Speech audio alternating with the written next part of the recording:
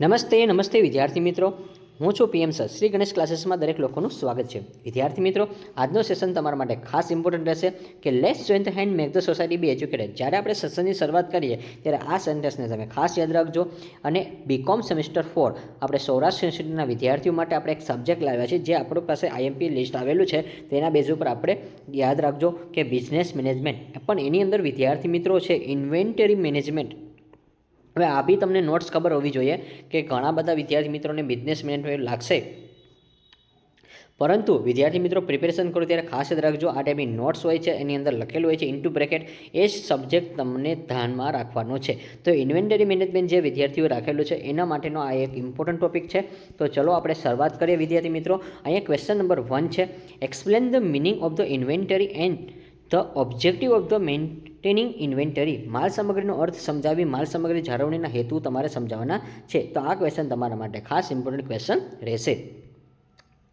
અને જો વિદ્યાર્થી મિત્રો તમારા પેપર કેવા જાય છે એ ખાસ તમે કોમેન્ટમાં જણાવજો. તમારે નેક્સ્ટ કયા કયા વિષયના આઈએમપી સેશન જોઈએ છે એ પણ તમે ખાસ કોમેન્ટમાં જણાવજો. જેટલી તમારી કોમેન્ટ હશે ને એને ધ્યાનમાં રાખીને આપણે વિડીયો લેક્ચર છે અપલોડ કરવાનું રહેશે. ચલો તો ફટાફટ તમે જો આ ચેનલ પર નવા આવેલા છો, તમને નથી ખબર, તો આ સૌરાષ્ટ્ર યુનિવર્સિટી નંબર 1 ચેનલ છે જ્યાં તમને આઈએમપી સેશન મળશે. અને ટૂંક સમયમાં અમારી ટીમ છે એ તમને અહીંયા વિડીયો લેક્ચર પણ પ્રોવાઈડ કરશે, જે પ્રેક્ટિકલ સબ્જેક્ટ હશે તેના. બાકીના જે સબ્જેક્ટ હશે વિદ્યાર્થી મિત્રો થિયરિકલ લેક્ચર હશે, એની આપણે આઈએમપી નોટ્સ છે કે જે એ તમને ઓલરેડી કેમાં મળશે, એપ્લિકેશનમાં અવેલેબલ કરી દેવામાં આવશે. અને જો વિદ્યાર્થી મિત્રો નેક્સ્ટ આપણે વાત કરીએ તો સેમ 5માં તમારે જો આ ટાઈપના આઈએમપી ક્વેશ્ચનની આઈએમપી નોટ્સ પણ જોતી હોય, જેમ કે અમારે એક્ઝામ્પલ તરીકે એમકોમના દરેક વિદ્યાર્થીઓ માટે અમે પોતાનું મટીરિયલ બહાર પાડીએ છીએ અને એ પોતાના મટીરિયલમાંથી જ વિદ્યાર્થીઓનો ભરોસો હોય છે અને એમાંથી જ પ્રિપેર કરે છે. તો આખું એમકોમ છે એ લોકો કમ્પ્લીટ કરીને જાય છે. તો તમારે બી એવું કંઈક કરવું હોય તો તમે જરૂર ને જરૂર કોમેન્ટમાં જણાવજો, યસ સર, કે હા આ ટાઈપના વિડીયો લેક્ચર છે,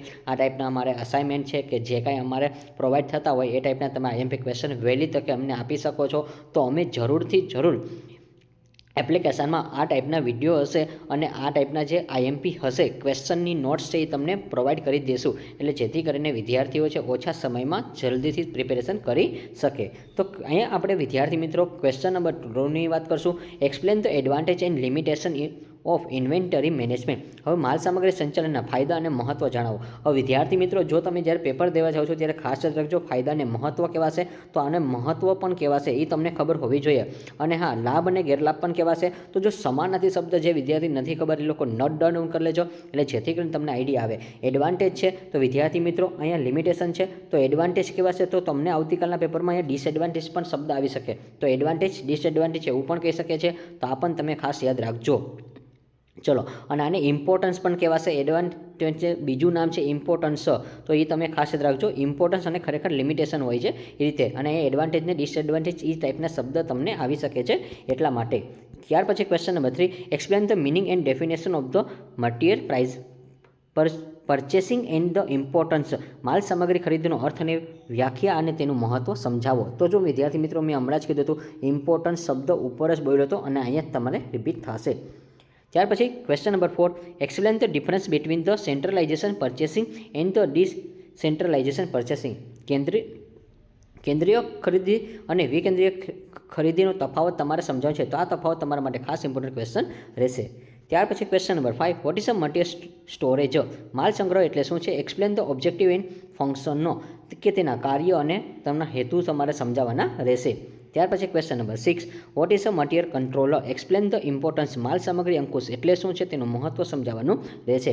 ત્યાર પછી question number 7, what is a material handling. એટલે કે માલ સામગ્રી જાળવણી હેરફેર એટલે શું છે અને તેના ઇમ્પોર્ટન્સ એટલે મહત્વ અને મર્યાદા બંને ખાસ કરીને જજો.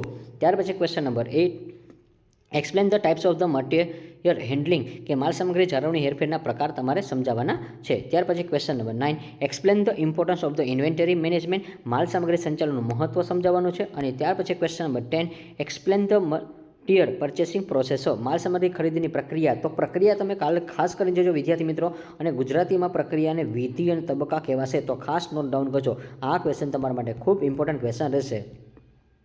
નેક્સ્ટ વિદ્યાર્થી મિત્રો તમારા માટે જો એક શોર્ટ નોટ હોય તો અમને 5 માર્કથી 5 ગુણમાં પૂછાઈ જાય, તો એ ટાઈપની શોર્ટ નોટ છે કે EOQ ઇકોનોમિક્સ ઓર્ડર ક્વોન્ટિટી. આ ટાઈપની શોર્ટ નોટ તમને જરૂરથી પેપરમાં જોવા મળશે, તો આને ખાસ તમે કરીને જોજો.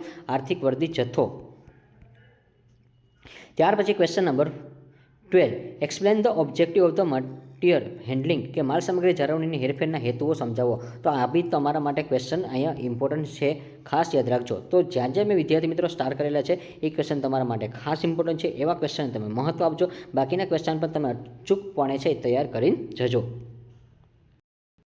તો વિદ્યાર્થી મિત્રો, આશા રાખું છું કે તમને આ વિડીયો લેક્ચર ગમ્યો હશે અને ખૂબ યુઝફુલ થયો હશે. તો જે વિદ્યાર્થી મિત્રો જોવે છે અને યુઝફુલ થાય છે તો ખરેખર તમારે એને તમારા ગ્રુપમાં તમારા કોઈ પણ હોય છે ઇન્સ્ટા ગ્રુપ, ફેસબુક જે કાંઈ હોય છે એને તમારે જરૂરથી શેર કરવાનું છે, એ ભૂલતા નહીં. અને જો તમે નવા આવેલા છો તો આ વિડીયોને તમે સબસ્ક્રાઈબ કરી દેજો, એટલે જેથી કરીને તમામ અપડેટ તમને મળતી રહેશે. અને વિદ્યાર્થી મિત્રો, બીજી વસ્તુ એ કે જો તમારે આની જે PDF નોટ્સ જોતી હોય તો તમને SGC નામની એક એપ્લિકેશન હશે, ડિસ્ક્રિપ્શન બોક્સમાં લિંક હશે. તમે જેવી ઓપન કરશો ત્યારે તમને જમણી બાજુ 3 ડોટ્સ દેખાશે, ત્યાં તમે ઓપન કરશો એટલે તમને ફ્રી મટીરિયલ લખેલું છે, તો આ તમને ત્યાં ફ્રી મટીરિયલમાં મળી રહેશે. તો જરૂરથી એપ્લિકેશન ડાઉનલોડ કરી લેજો, એટલે જેથી કરીને તમામ અપડેટ ત્યાં તમને મળતી રહેશે.